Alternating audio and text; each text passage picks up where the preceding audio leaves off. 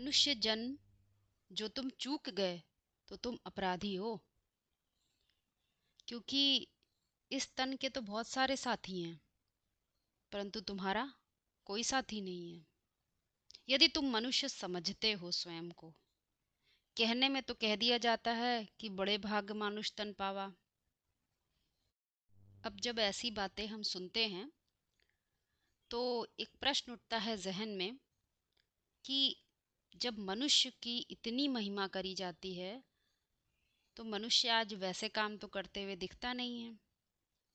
इतने ढेर मनुष्य हैं सृष्टि पर आज, परंतु उनमें ऐसी टेंडेंसी तो दिखती नहीं कि वो ऐसा कह सकें कि हमने तो जो तन पाया है वो बड़े भाग्य से पाया है। तो इस प्रकार से एक जहन में प्रश्न आता है कि क्या जो हमारे विद्वान जो बातें कह गए हैं वो सत्य है, कि सत्य कुछ और भी है, या सत्य समझने में हम कहीं चूक कर रहे हैं। वास्तव में शास्त्र हों, उपनिषद हों, वेद हों, पौराणिक कथाएं हों, ये सब हमारे सनातन धर्म को रिप्रेजेंट करती हैं। सनातन धर्म कोई रिलीजन नहीं है। रिलीजन अलग चीज़ होता है और धर्म अलग चीज़ होता है। धर्म मतलब एक होता है तुम्हारा देह का धर्म जिसे हम रिलीजन कहते हैं, और एक होता है तुम्हारा स्वधर्म, तुम्हारा वास्तविक धर्म, क्योंकि तुम देह नहीं हो मात्र, देह से अलग तुम चेतना भी हो। और चेतना के स्तर पर जब हम विद्वानों की कही हुई बातों को समझेंगे तो हमें बात सहज रीति से स्पष्ट हो जाएगी कि हाँ, मनुष्य तन होता क्या है। क्योंकि मनु की औलाद को ही मनुष्य कहा जाता है, जो मनु की औलाद हो। और मनु मनु कहा जाता है जिसमें मन होता है, वो वाला मन नहीं जो अपनी मनमानी करता है। एक मन होता है जो अपनी मनमानी करता है, मन माने पैरामीटर्स पर अपने निर्णय लेता है, उसका कोई एक लिमिट नहीं होती है, कोई दायरा नहीं होता है। एक वो मन होता है और एक वो भी मन होता है जो सदा ही अनुशासित रहता है, उसे किसी भी शासन की आवश्यकता नहीं होती है। तो मनु की औलाद को ही मनुष्य कहते हैं। उसके अंदर विवेक होता है, वो मनन चिंतनशीलता रखता है। इसीलिए अन्य प्राणियों से जब तुलना की जाती है तो क्या कहा जाता है कि ईश्वर की सबसे श्रेष्ठ कृति मनुष्य है।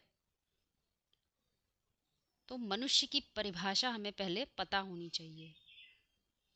मात्र बायोलॉजिकल स्ट्रक्चर के आधार पर हम ये नहीं कह सकते कि सभी मनुष्य हैं। हम अपनी स्टेट ऑफ माइंड, अपनी चेतना के स्तर पर ये बात सोच सकते हैं कि वास्तव में हमारी चिंतन शक्ति, हमारे चिंतन का जो स्तर है वो क्या परिभाषित करता है, हम कौन सी स्टेज ऑफ माइंड में हैं। तब ये बात समझ में आ जाती है कि मनुष्य जन्म कितना इम्पोर्टेंट है। सभी तन से तो मनुष्य हो सकते हैं देखने में, सबका एक ही जैसा स्ट्रक्चर तो हो सकता है, परंतु जब हम स्टेट ऑफ माइंड की बात करते हैं तो मनुष्य कहते हैं जो विवेकशील होता है, जिसका मन अनुशासित हो। ईश्वर के अनुसार सब मम प्रिय सब मम उपजाए, सबसे अधिक मनुज मोहि भाए। सबसे अधिक मनुज मोहि भाए, सब मेरे ही उपजाए हुए हैं और सब मुझे प्रिय हैं। परंतु सबसे अधिक कौन प्रिय है? तो मनुज, मनुष्य। यहाँ पर मनुष्य हमारी स्टेट ऑफ माइंड की बात है, हमारी चेतना के स्तर की बात है। तभी कह दिया, बड़े भाग्य मानुष तन पावा, सुर दुर्लभ सब ग्रंथन ही गावा। अर्थात सभी से, चाहे वो देवता हो चाहे वो असुर हो, सभी में सबसे श्रेष्ठ मनुष्य तन को कहा जाता है। वो बहुत श्रेष्ठ है, क्योंकि देवताएं भी मनुष्य से आशावान हैं। क्योंकि देवताएं उत्तम भोग तो भोग सकते हैं, लेकिन कोई नया आविष्कार नहीं कर सकते। अपनी साधना से मोक्ष नहीं प्राप्त कर सकते।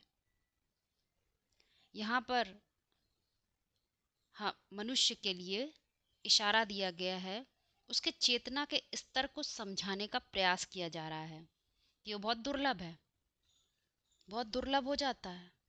क्योंकि समय ही, जब चारों तरफ अंधकार होता है, तमस होता है, तो क्या होता है, बुद्धि टिक नहीं पाती। ऐसे मनुष्य कहने में तो बहुत हो जाते हैं, परंतु चिंतनशील प्राणी, विवेकशील प्राणियों की बहुत कमी हो जाती है।